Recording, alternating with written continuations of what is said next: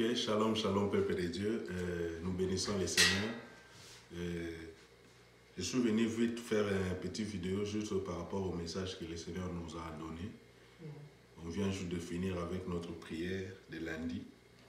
Alors, il y a un message que le Seigneur nous a donné et puis on a prié aussi par rapport à cela.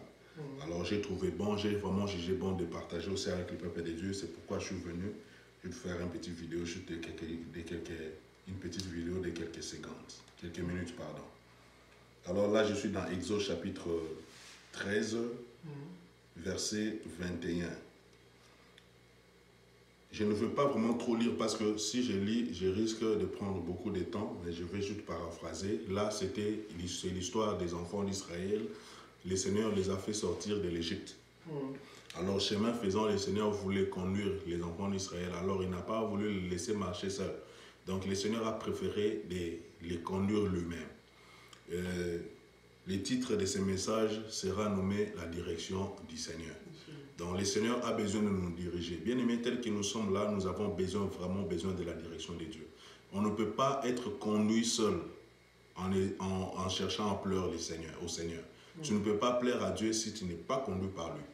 Alors là, le Seigneur, la volonté de Dieu était de marcher avec ses enfants, mais il ne voulait pas les laisser marcher seuls. Alors le Seigneur avait voulu marcher avec eux, les conduire lui-même.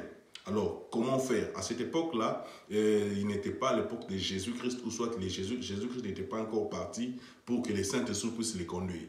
Là, maintenant, le Seigneur voulait lui-même les conduire. Alors, il a fait ses stratégies. Il a voulu qu'il puisse les conduire lui-même étant là, mais représenté par quelque chose. Alors, le Seigneur a fait ceci. Dans le verset 21, il dit que le Seigneur lui-même, il les conduisait pendant la journée. La journée, il les conduisait par une colonne de nuées. Et puis, la nuit, il les conduisait par une colonne de feu. Alors, on a fini par comprendre ceci. On a donné des aspects des directions de Dieu, des temps de direction du Seigneur. Pendant la nuit et puis pendant la journée. Alors, je vais essayer un peu d'expliquer la journée et la nuit. La journée, quand on parle de la journée, on voit quand c'est l'éclairage, quand tout marche bien.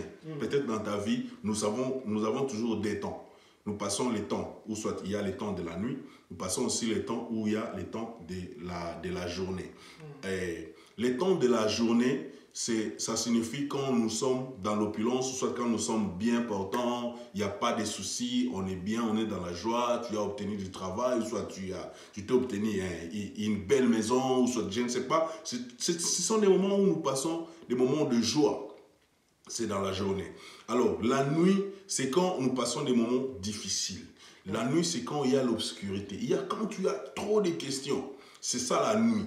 Alors, le Seigneur avait voulu les conduire. Donc, il a maintenant représenté cela. C'est juste l'image. Parce que la Bible dit, l'Ancien Testament, c'est juste l'image des choses à venir. C'est-à-dire, c'est l'ombre de l'Ancien du Nouveau Testament.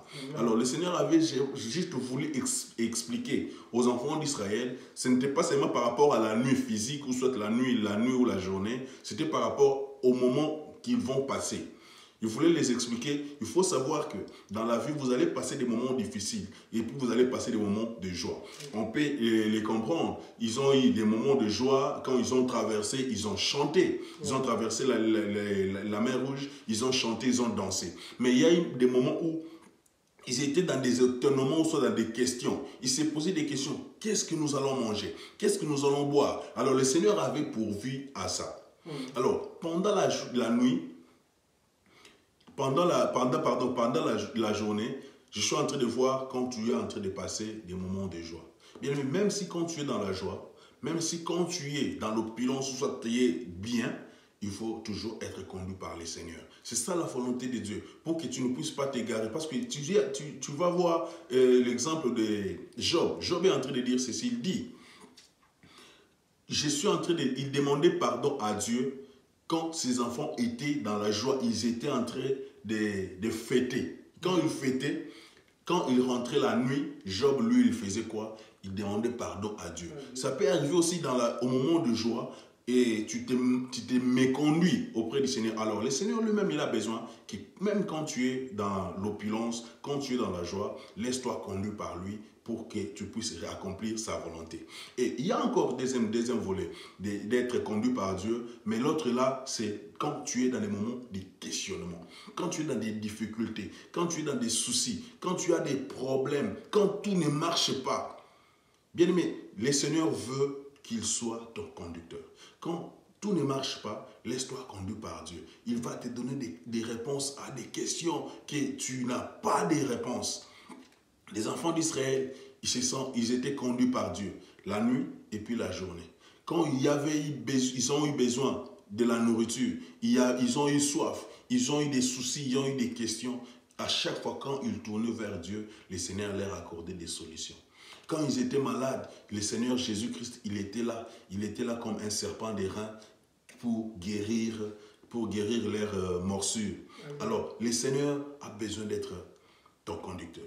Alors, bien-aimé, tu as un souci, tu es dans la joie, laisse-toi conduire par le Seigneur, alors le Seigneur va te bénir. Vraiment, je suis très content, merci beaucoup.